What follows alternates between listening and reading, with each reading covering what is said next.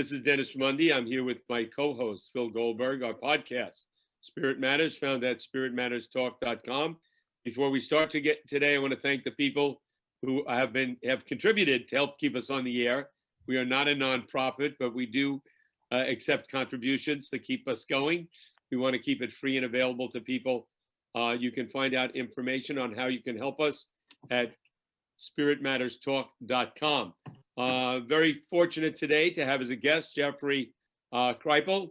He is the Associate Dean of Faculty and Graduate Programs in the School of Humanities and Philosophy in Religion Thought at Rice University. He's also Associate Director of the Center for Theory and Research at the Esalen Institute in Big Sur, California. His new book, The Flip, Who You Really Are and Why It Matters, that is now available. And we'll be talking about that as well as many other things. Thank you so very much, Jeff, for taking the time to come on with us today. Thank you, Dennis. I'm happy to be here. Jeffrey, why don't you let our listeners know a little bit about you personally, how you came to the study of religion, what your own spiritual background was, if you can briefly sort of give us a little biographical sketch. Sure, I'll try to keep it short. Yeah. Yeah. Well, so nobody grows up wanting to be a professor of religion, right? that would be one weird kid. I grew up with all the traditional cultural assumptions. I wanted to be an NFL quarterback or a doctor or something. I became extremely pious as a teenager and eventually wanted to be a monk. And I went to a monastic seminary college, Benedictine, for my college, and then eventually landed at the University of Chicago in a graduate program of comparative religion. And there I got very much turned on by Hindu and Buddhist philosophies and practices, and worked in the area of Hindu Tantra for about 10, 15 years, and then migrated into Asian religions in America, mostly in California, by the way. And I now work on people's extreme religious experiences that often are quite traumatic, and they have trouble reintegrating into their lives. Things like near-death experiences and Kundalini awakenings and precognitive and other paranormal phenomena that can be quite terrifying, actually. And I'm really interested in those, both intellectually, but also, frankly, spiritually and existentially. And that's what I do today. Interesting. I wanted to follow along those lines. And before we get specifically into your book, you mentioned the paranormal and spiritual experiences people have that they don't understand, that can be very confusing. I like many people, I've had a taste of that in my life. And I'm wondering, it's a big question, but how much of that relates to brain chemistry and what's going on in the brain, and how much of human consciousness is not related to the brain, exists separately, or does it exist separately from the brain? And what your thought, obviously it's something you've probably given more thought to and looked at it more and through other people as well than most. Your thoughts on that? Well, that's what The Flip is about, Dennis. The whole book's about that question and what's happening in the academy and the sciences and the philosophy of mind around that is actually quite interesting. I mean, I don't know if you want to talk about that now, but that is The Flip. That's precisely what the little book is all about. And Tell us, yeah. well, in a nutshell, the kind of secular standard neuroscientific model is what we call the production thesis. And that's that the brain produces consciousness, full stop. And consciousness is nothing but the material processes of the physical brain. And so when you die, you end. Consciousness goes out like a light bulb, switching it off. That is not the model of most of human history, and it's certainly not the model of the religions, which operate more with what we might call a filter or a reduction thesis. And that's the idea that the human body and brain are essentially extremely sophisticated and evolved filters or transmitters or translators of some greater form of consciousness that they reduce down into a person, into Dennis or Phil or Jeff or someone. But in fact, that's not who we really are, or that's who we are, but we're also this larger kind of cosmically distributed form of consciousness that in fact is not affected at all when the cell phone of the body and the brain quits working. So Jeff, what you described sounds like, in a sense, classic Vedanta and other Eastern thought. It's been speculated about and written about and spoken about, even in America, the last 50 years especially. How is it in the academy? Is it considered a legitimate area of inquiry? Is it, are you sort of relegated to some weird corner of religious studies? You know, how do your scientific colleagues, or your, you know, because you're overlapping in an area of neuroscience and that sort of thing. What is the sense of this kind of line of inquiry, which is, you know, the big problem in intellectual thought for centuries? How is it? How are you received? Well, fairly well, but not always positively, of course. I mean, so I see my main vocation or calling in life to work in the academy and to work with other intellectuals, particularly scientists and engineers and medical doctors, by the way, who are all trained in a kind of radically materialist, physicalist paradigm, but are human beings too, of course, and have these sorts of experiences and encounter these experiences in their medical practice or in their families, and don't frankly know what to do with them because they can't be fit into their training. And so a lot of my work is philosophical in the sense I'm simply trying to show them that their conclusions are really a function of their exclusions. Their worldview is really simply a product of what they won't look at. And that a broader form of empiricism, which takes these experiences in, will result in a very different worldview. And I don't know what that worldview is, by the way, Phil. I don't think anybody knows.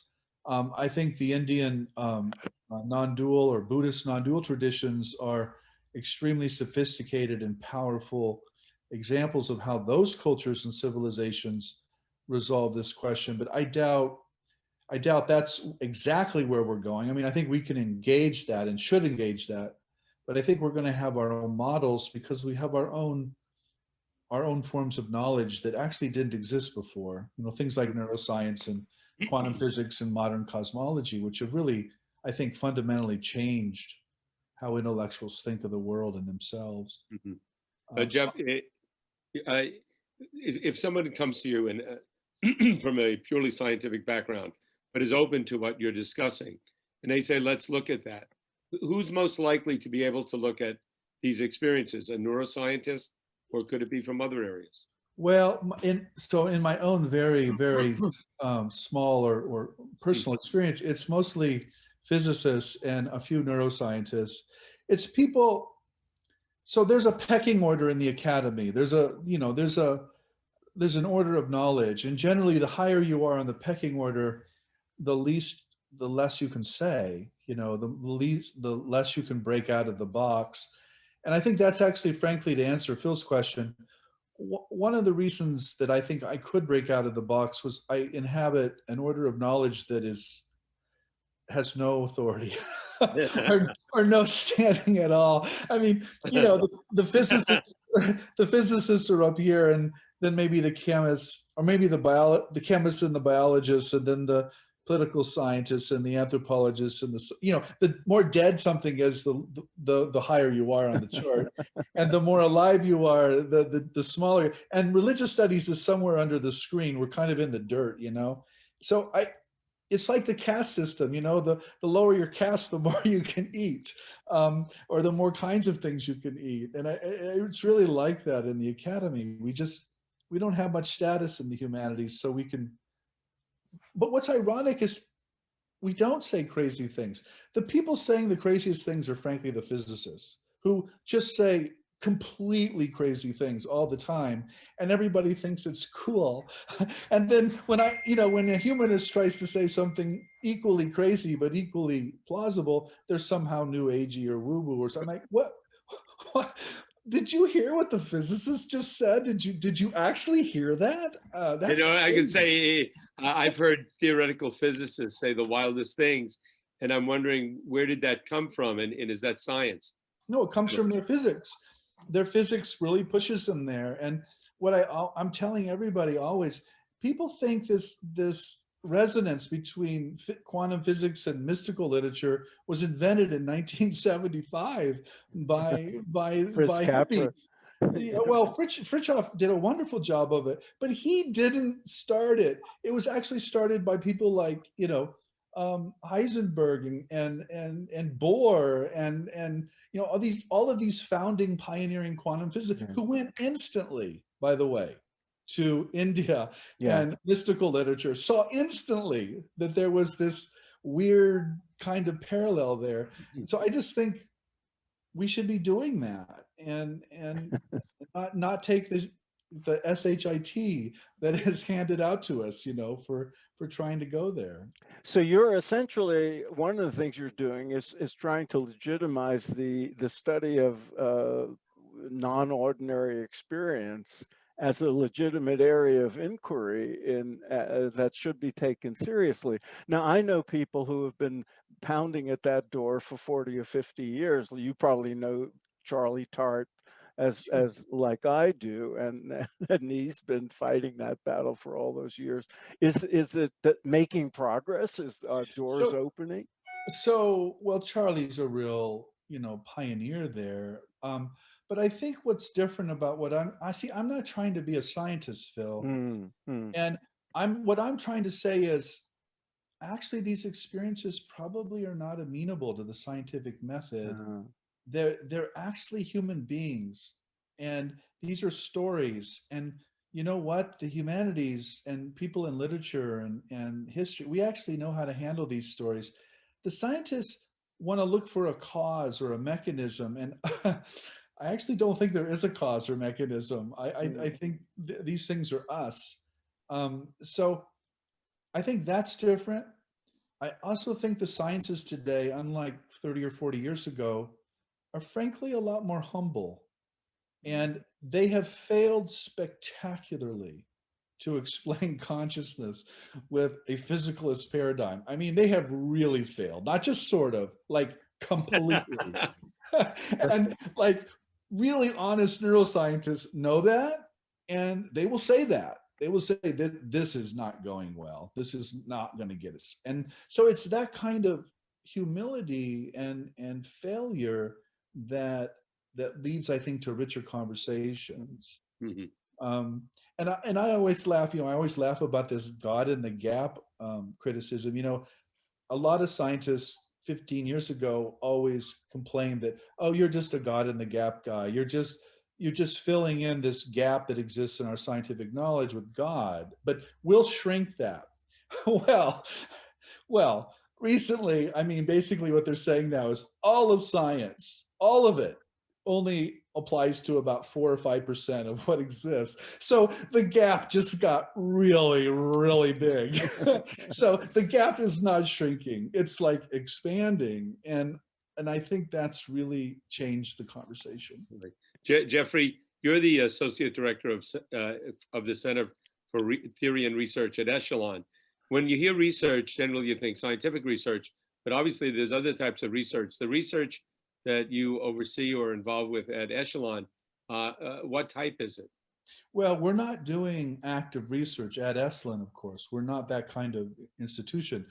What we're doing is bringing people together who are doing active research in their own institutions, usually universities or institutes of other sort. And then we put them into conversation. We get them in a room together and they talk. And usually what happens is they realize they're not as strange as they thought they were. They're not as alone, and they start to share ideas, and the sparks start to fly, as it were, and things happen just because of those conversations. So that's really what we mean.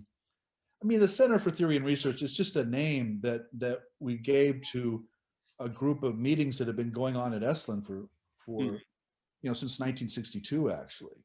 Mhm. Speaking of Esalen, one of your earlier books is a history of Esalen. You've been Yeah. deeply involved with Esalen. I think you were even CEO for a time. And when I was I writing, was not, by the way. you what? I was not, by the way. Oh, you were not. Okay, No. I'm sorry. But you've been you're a historian of Esalen and a participant in the programs. When I was writing American Veda, I realized how important Esalen is in the history of American spirituality, and I drew a lot from your book at the time. Give us, for people who know about Esalen, maybe have gone to workshops there, have heard about it over the course of the nearly 60 years that it exists, and maybe if they're old enough, remember it from the 60s and 70s. How could you tell us how you see its place in the history of American spirituality and inquiry into human nature overall? Well, so it was founded in 1962. It wasn't called Esalen yet, but it essentially was. And what it was two young men, both trained at Stanford, Michael Murphy and Richard Price, who were coming from very different places. Richard was a practitioner of Buddhism and Taoist, kind of a Taoist person who had had an enlightenment experience within a kind of psychotic break and had been essentially imprisoned by his father in a mental hospital for a year and a half and had a very, very horrific time there. And so he was interested in founding a place of healing where people who had essentially been abused by the psychiatric system could come and heal. Mike was more of an intellectual. They were both intellectuals, but Mike's interests were more intellectual. He wanted to bring East and West together. He was very much a reader and devotee is not the right word, but deeply devoted to the writings of Sri Aurobindo, and wanted to bring the sciences into conversation with these mystical traditions around things like psychedelics and evolution and comparative theology. And they founded this little, really, it was just really a place for people to come and talk when it started. And then the counterculture hit in about 1964, and the thing just exploded. And psychedelics were a big part of it, rock and roll, Gestalt therapy, Fritz Perls. I mean, there was a lot of things that fed into it. But basically, it was a bunch of older intellectuals who had had ideas for decades, like Aldous Huxley was a major influence on the place, and a youth culture that really embraced these older intellectuals and read, by the way, read their books and embraced these ideas. And it was this intergenerational alchemy between these older intellectuals and this youth culture that really produced what we think of as Esalen. And it's been there now for almost 60 years, as you said. And we should add that some of those intellectuals, went on to do very important things. People like Maslow and Alan Watts used to go there. Joseph Campbell used to go there in those days. So it would, to me, a very influential place and the most picturesque place. Yeah, and Phil, as you know as well as anyone, Esalen was a major translator of Asian ideas and practices, but it was also a filter. There were not every Asian practice or idea made it into American culture, and Esalen was one of the filters. It wasn't the only one. This was happening all over the place. But Esalen was very much a kind of stage. One of the sayings was, we're a greenhouse, we're not a garden. And although there's a garden there, but what the phrase means is, don't come here to sink your roots in and just come here to share your ideas, which will then be transported out into the broader culture. That was the greenhouse kind of idea. And so that's essentially what was its function, was to bring people like Maslow and Watts and Leary and Skinner, by the way, and Tillich. And I mean, the names just go on and on and on. But those people didn't live there. They didn't produce their ideas there. Their careers were elsewhere. Right. Esalen was a kind of talking place, Mhm. and is beautiful, as you say. So Not a bad spot. people like to come there, you know. And famously, the site of the main character's revelation in the last episode of Mad Men. Yes. Yeah. And I remember, Jeffrey, a question. You look at non-common experiences, and one of the things you mentioned is near-death experiences. And in your observations, and what I've read about near-death, is when somebody has that experience, they don't lose their individuality, and they don't merge into a amorphous sort of absolute, but there is an individuality that's maintained, and maybe that's because people are experiencing an early stage of detaching themselves from their body. But what your thoughts on that? What ultimately happens, and if a person does merge into an absolute a field, a unmanifest universal consciousness, how is that different than being obliterated? A simple question. Yeah, you ask easy questions. Well, of course I don't know, Dennis. But the first thing I would say is these people didn't really die. I mean, Right. they might have died for a moment, but the death process was halted or reversed, and they came back. So whatever they saw or whatever they experienced clearly was not ultimate, because if it was, they wouldn't they wouldn't come back. There'd be no near-death experience to talk about. So I don't think we know actually whether that process goes. But I think some near-death experiences do signal a kind of deeper absorption in some kind of cosmic mind. But I also think speaking about an impersonal mind is also to talk about a superpersonal mind, because of course it becomes everyone, right? So in some sense, the impersonal is the superpersonal as well. And I talk about all this. Actually, I wrote a book with a near-death experiencer, Elizabeth Crone, and I talk about that very question in the book. And you can see there what I do with it. But it's I basically say what I just said to you. And then, of course, there's all the reincarnation memories too that I think have to be put into conversation with these near-death experiences. The near-death experience literature really developed only in the last 50 years and has had a very contentious relationship to evangelical Christianity, by the way. But it sits in tension with the children who remember previous lives, and so they're related, but they're also in theological tension, and I don't think that's ever resolved. Jeffrey, at the beginning of our conversation, you mentioned your interest in the effects that people having non-ordinary experiences like Kundalini experiences, so forth, who go through difficulty on not only understanding it, but integrating it into their lives. You mentioned Dick Price, who was one of the casualties of the sort of psychiatric model of looking at these things. Certain people like Stan Groff and others were talking about this in the 70s. There was the, what was it? Spiritual emergency. A spiritual emergency network. Where does that sit now? People start to go to yoga class or take a psychedelic drug or whatever it is and have these kind of experiences. Are there places they can go? Are there reference points? What happens? Well, of course there are people who deal with this in psychotherapy, but it's a rare psychotherapist who has the training to deal with this. I don't think as a culture we're competent here. I think we're incompetent. And I'll tell you, I'll just give you a really dramatic example.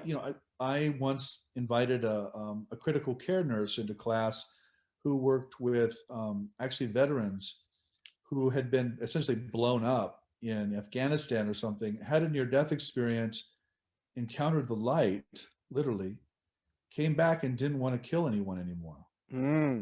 So what do you do with that? You know, how do you talk to the superior? And so I think that's, you know, that's a very extreme case. But I think Elizabeth Crone, that I wrote this book with, she came back, and one of the first effects of the near-death experience was a divorce, because she simply was not the same person anymore. It was a different woman who came back from the one who was struck by lightning, and she talks about that all the time.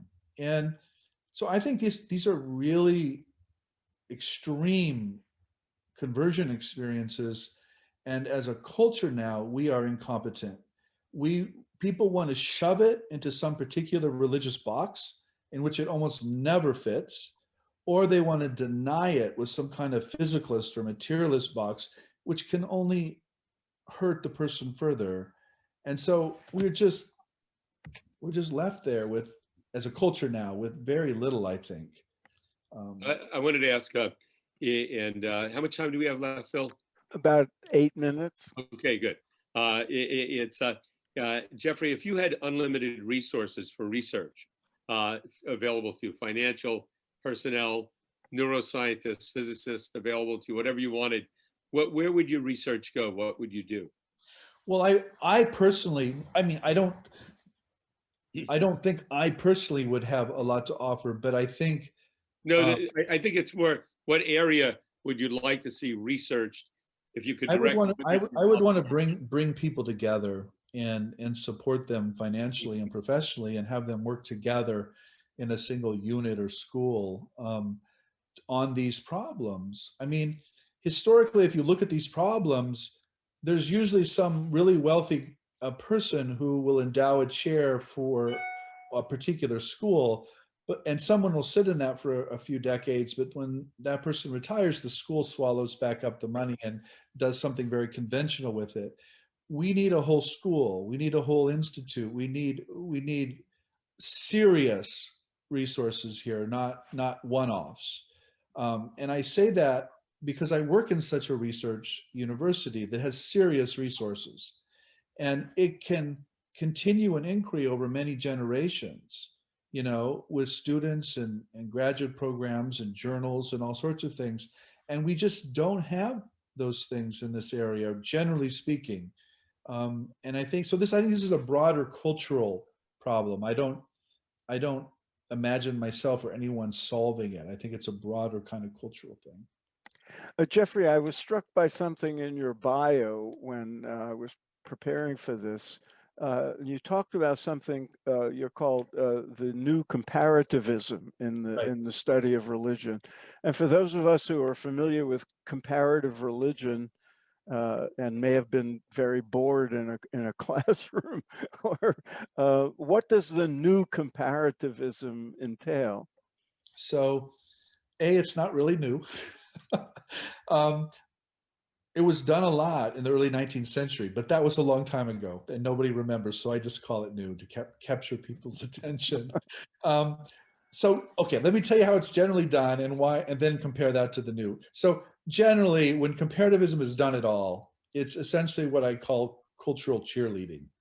You take a religion and rah, rah, rah, isn't it great? And then you take another religion, rah, rah, rah, isn't it great? And you go through all these wonderful religions, and then you go home.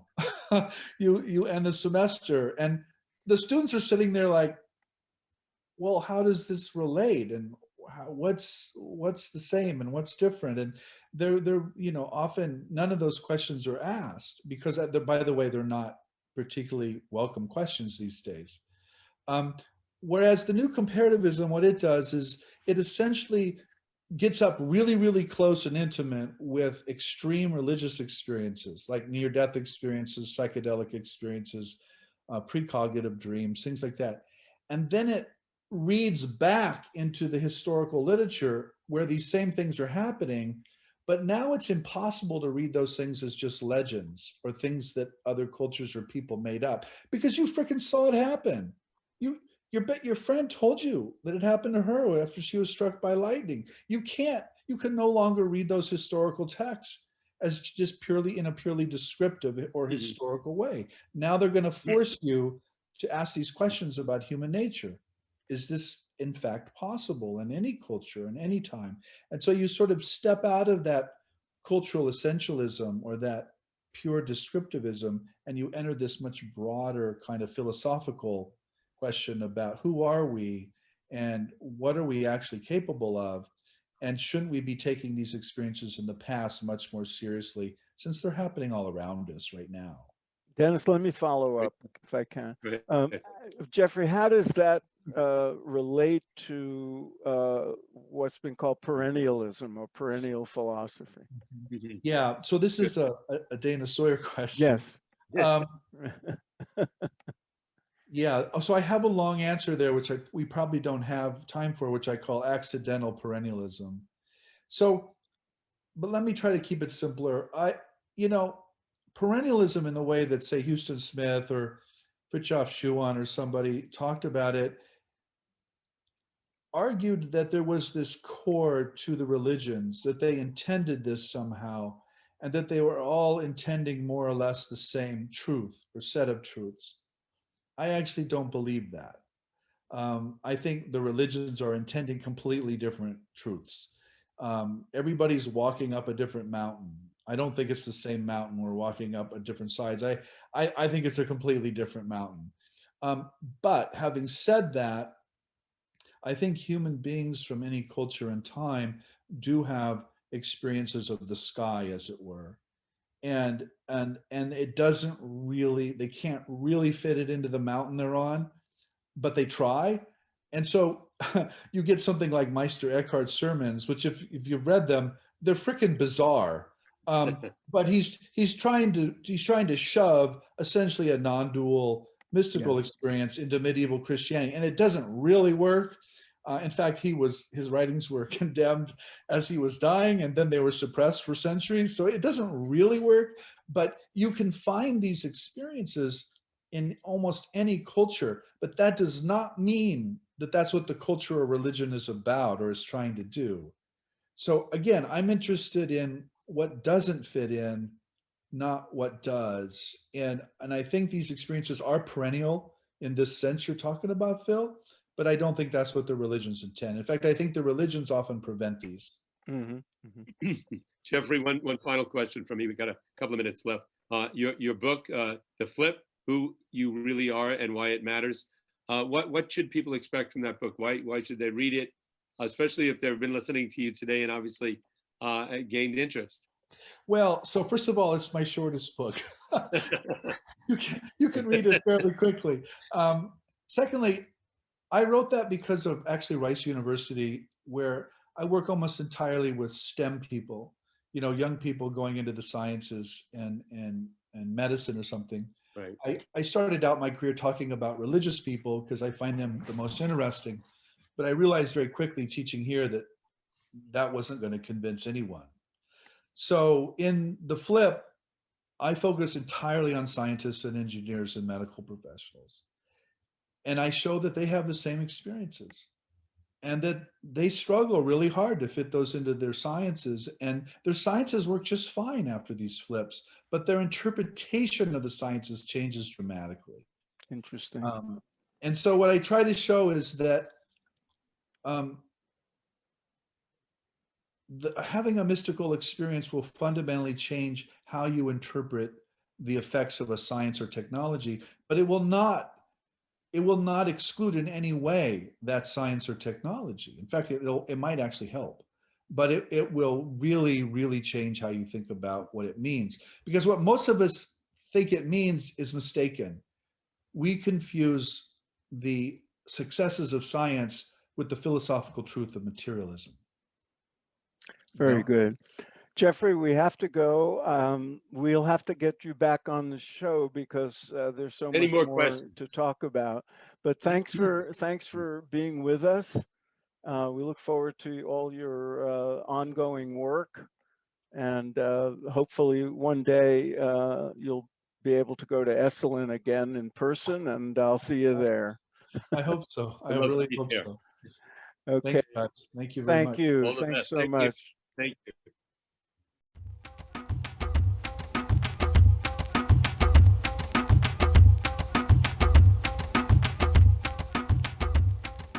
Phil, great interview with Jeff Kripal at Rice University, doing some wonderful research. It's the kind of stuff I'm interested in. So Yeah. obviously, I got, but he's a very bright guy, very articulate.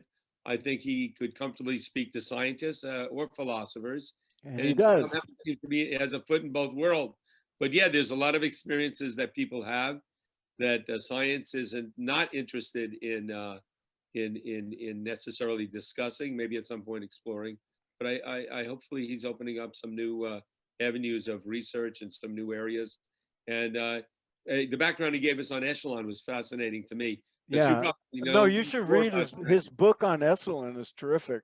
And it's a scholarly book, but it's very well written as a sort of popular history. And I learned a lot from it when I was researching American Veda, because the whole phenomenon of Esalen and the human potential movement and all the people who were involved that we mentioned, like Maslow and the others, they were instrumental in this East meeting West phenomenon. He mentioned Skinner, and I assume that was Yeah. B.F. Skinner. Yeah, I was The surprised to hear stimulus that. guy, because he was not a cognitive person. It was just stimulus response. But obviously, he thought very deeply. I don't think he negated cognitive life or issues, but it was more in terms of understanding human behavior. He came from a stimulus response back, Yeah, I remember being a psych major yeah, and thinking, oh, this is bull, man. This is boring. just stimulus response. But I don't know Served much a about purpose. Skinner, but that I think what I a was lot in of it was this is what we're capable of studying. The rest is like leave that to the yeah, philosophers. I was in graduate school in clinical psych at a time when Freudian, that sort of stuff Yeah. was going out the window. And we did some work in mental institutions, one in particular where they were doing a lot of stimulus response work.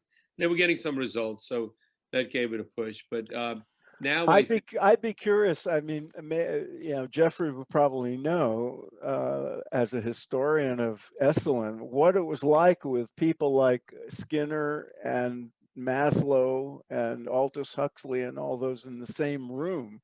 Fritz Perls, coming from wow, the study of human life and human potential from different angles like that. It must have been fascinating.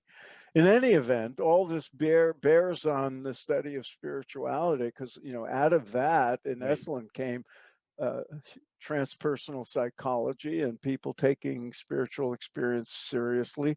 Jeffrey is, in a sense, carrying on in that tradition all these years later, moving it forward. And I want to add that for people that don't know, Rice University is a great, highly regarded university in Texas and a private institution. And they have enormous research money. They do some great stuff there in medicine and other areas. So the fact that he's functioning and operating there speaks about, his potentials. But I'm curious what you think. I remember back in the day, I don't know, it was the late 70s or whatever, early 80s, probably late 70s, reading the first book that came out about, trying to remember the author's name, about near-death experiences. It's very eye-opening, and a number of other books have come out. But research in that area has been limited. I would have expected by now more attention by serious academic and research people, as well as philosophers, as well as spiritual people, to focus on that. Because look, that's a great frontier of science and of research. And it was interesting when he said the easiest people maybe to talk to about that, or that would understand that, are physicists. Yeah. So I thought that was fascinating. I thought it was fascinating too, but he's right. I mean, it's one of the things I learned researching American Veda. It goes back to like Schrodinger and all these people. The things they were discovering in quantum physics were so bizarre and so pointing beyond physics, Right. to metaphysics. Well, I want also to mention that a mutual friend of ours, Larry Domash, passed away recently. Yes. And there was a book, Collected Papers on Research on TM.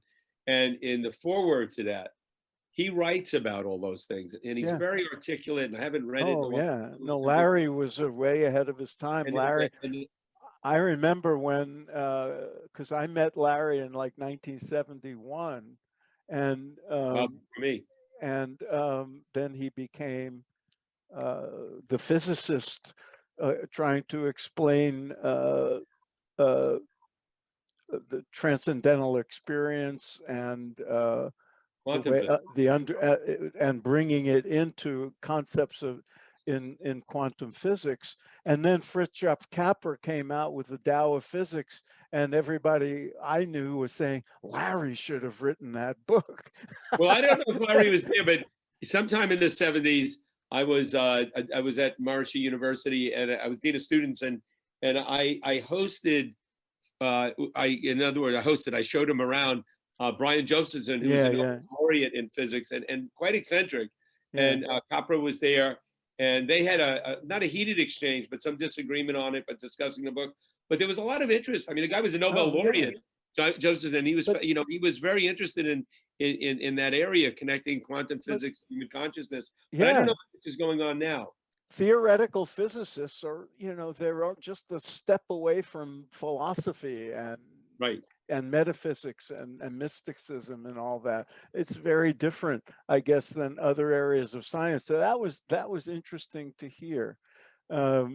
It's also interesting. I mean, one thing he said was very interesting, because we make a lot about near-death experiences and extrapolate from them. But as he pointed out, those people didn't die. Right. They had Yeah, so near gave that. death Yeah, that's a experiences. very good point. Yeah, they went So- there. They got to the gate, but they didn't hand in their ticket and go in. Yeah. Or have their ticket taken. Right. And So that you're right. They got the view from the gate.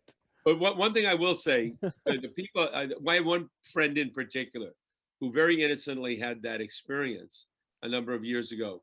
And this person, along with other people I know that have claimed to have that experience, are very, very confident that it was real and it wasn't just dreamlike or yeah. anything like that. So that was, that gives one hope and interest. And I guess we'll all find out. We'll find out. eventually But exactly. the other, I mean, real practical aspect of this is, this, it's not just near-death experience, but all these non-ordinary experiences like Right. precognition and psychic experiences, and what we think of as the paranormal, visionary experiences, sudden mystical experiences. Duke All University these used to do a lot of they research. used to do right, but I don't know if they I've still do. known some of the people doing research like that. But as Jeff pointed out, Jeff is not trying to do science on this Right. stuff. Some of the people in the past are trying to study altered states of consciousness and non-ordinary experiences. Like we had Charlie Tart on early in the history of our show. He was one of those people trying to legitimize the study of that. But they have to do it within the confines and the limited resources and approach that science has. But there's probably a lot more to these than science will ever uncover. But taking them seriously, it can be a portal into the bigger picture of what spiritual experience and consciousness and all those real life things that are transformative to human life. They're portals into it.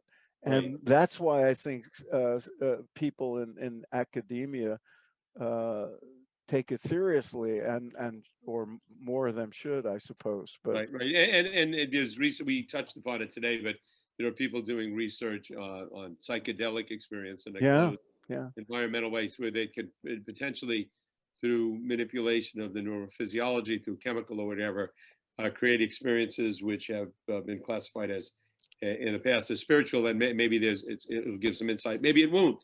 Maybe they're not legitimate real experiences. I don't know. But fascinating. we should have one of those researchers on again. Yeah. We did it a couple of years ago. Yeah, we had, I think, Anthony Bosis on. That's right, we did. Yeah, we could have him back. I'm sure he'd be happy to come back on. But especially now that, we're still a podcast, but there is the possibility, folks that are listening out there, that you'll be able to see Phil and me and our guests someday, because we're also doing this on Zoom. So somewhere in the universe, in our universe. And on our computers, the video end of this exists. It may turn away guests, the audience. But No, I mean, we'll get them up on YouTube as soon as we yeah. figure out how and get the resources to do And it. to mention resources, you said, for those that are interested, I mentioned this before, and this is not an infomercial, but if you, we want to thank the people that have contributed in whatever they can financially and other ways to keep us on the air, because we want to stay free. If you can afford it, if you can't afford it, we got almost 300 shows now in our archives. And we're not a nonprofit, so you can't give a donation.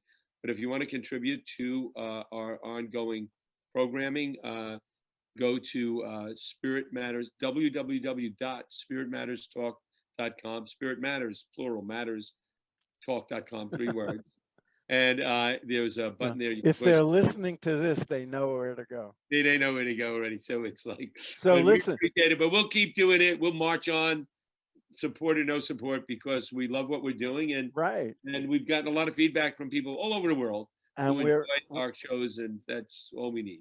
we're recording this episode on January 21st, 2021, the first day Hallelujah. of the second day of the Biden-Harris administration, day after the inauguration ceremonies. And so now that you out there listening don't have to obsess about Donald Trump every day, you can listen to our archive of over 250 or so episodes and become enlightened and Be beyond all of that. yes, and then express your gratitude by sending a contribution. No, that was very well put. I'm gonna. I mean, it's got me moved. So anyway, great interview. Terrific guy, and we really had several outstanding folks. Recently, and and there's more to come. More to come. Okay. You ain't seen nothing yet. All right, Dennis. Next time.